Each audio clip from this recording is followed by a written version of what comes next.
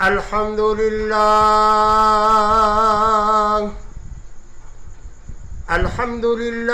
نحمده ونستعينه ونستغفره ونؤمن به ونتوكل عليه ونعوذ بالله من شرور أنفسنا ومن سيئات أعمالنا. من يهدي الله فلا مضل له ومن يضلله فلا هادي له. سيد المرسلين وخاتم النبيين. أما بعد فأعوذ بالله من الشيطان الرجيم. بسم الله الرحمن الرحيم. وأقيموا الصلاة وآتوا الزكاة واركعوا مع الراكعين. أما بعد قال رسول الله صلى الله عليه وسلم: الصلاة معراج المؤمن. أما بعد اوازونه چې د بل د مرګي اوري دغه شانې به د خپل مرګي هم واوري. تا چې بل باندې د خاورو ډېری جوړ کو دغه شانې به پتا هم واوري خاوري. زما د اسلام خوږو عزتمندو، دا نن واقعه، دا نن موضوع دا په مانځه باندې ده. الله تبارک و تعالی قرآن عظیم الشان کې څو کرته فرمایلی دي چې واقیموا الصلاة وآتوا الزکاة وارکعوا مع الراکعین. تاسو مونځ قایموئ، مونځ قایم کوي او زکات ادا کوي، خو مونځ د څه سره قایم کوي؟ وارکعوا مع الراکعین، سره د رکوع کوونکو. یعنی مفسرین حضرات لیکي چې د دې رکوع نه مراد دا د جمع مونځ دی، ځکه په بیت الله شریف کې مونځ یو پلاک دی او په مدینه منوره کې یو مونځ دا په 50,000 باندې دی. عام جماعتونو کې یو مونځ په 20 درجې دی. معلومه دا شوه چې مونځ انسان کوي نو په جمع باندې دی کوي. بیا مونځ یو داسې عبادت دی رب العالمین هم قرآن کی فرمائی: وما خلقت الجن والانس الا لیعبدون. رب العالمین فرمائی ما پیرے او انسان نه دے پیدا کړي مگر دې د پاره مې پیدا کړي دے چې دا به زما عبادت کوي. په تمام عباداتو کې بهترین عبادت دا صرف او صرف مونځ دی. کم انسان چې هغه زکات ورکوي، کم انسان چې روژه ساتي، کم انسان چې حج لځي، کم انسان چې نور د نیکۍ کارونه کوي، خو چې دی مونځ نه کوي د ده یو عمل هم الله ته مقبول نه دی. معلومه دا شوه چې مونځ یو داسې عبادت دی چې دا ډېر بهترین عبادت دی. حدیث پاک کې راځي جناب محمد رسول الله صلی الله علیه وسلم فرمایي چې د مومن مسلمان فرق او د کافر فرق په منځ کې صرف یو مونځ دی. مومن مسلمان به مونځ قایموي او کافر مونځ نه کوي، دا فرق دی. او بیا تمام عباداتو کې بهترین عبادت مونځ دی، خو مونځ په صحیح معنو کې چې وي، قیام برابر وي، رکوع برابر وي، سجده برابر وي، قیده برابر وي. آقا انعامدار محمد رسول الله صلی اللہ علیہ وسلم جو مسجد نبوی کی تشریف فرما دے یو صحابی راغے او آغا منز اداک جناب محمد رسول اللہ وت فرمائی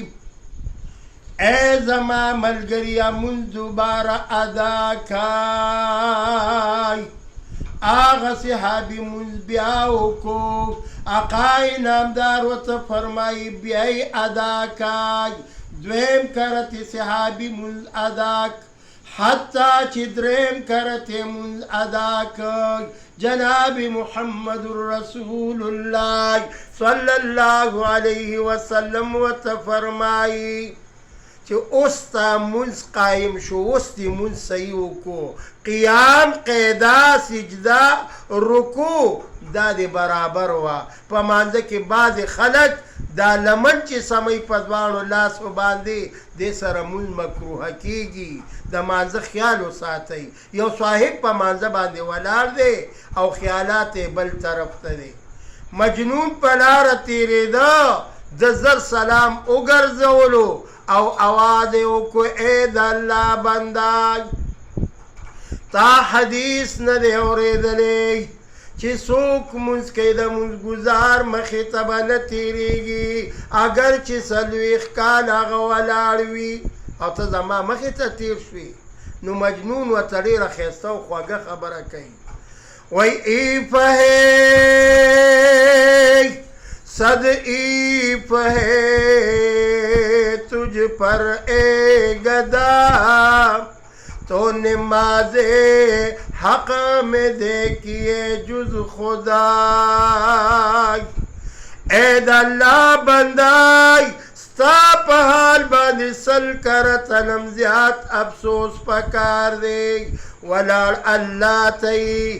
ولال حقیقی بادشاہ تی او بیادن ما طرف تخیال دے زما پر رب ذوالجلال قسم زخو مجنون یمای یو لیونے مزلیلا سرمی من دای آواز کو مچی والیلائی والیلائی واللہ کمی نستا تخیال دے نمیستا مانزہ طرف تخیال دے اید اللہ بندائی تاغا کی باچا تا ولاڑے پروردگار تا ولاڑے ما طرف تا دی سنگ خیال شو یعنی منز اغا عبادت دے چی اغا طول توجہ الاللہ تاوی نو دغا صحیح معنو کی منز دے او چی کل انسان منز رکو صحیح نوی سجدے صحیح نوی قیدے صحیح نوی منز بانی جلتی سر منز کئی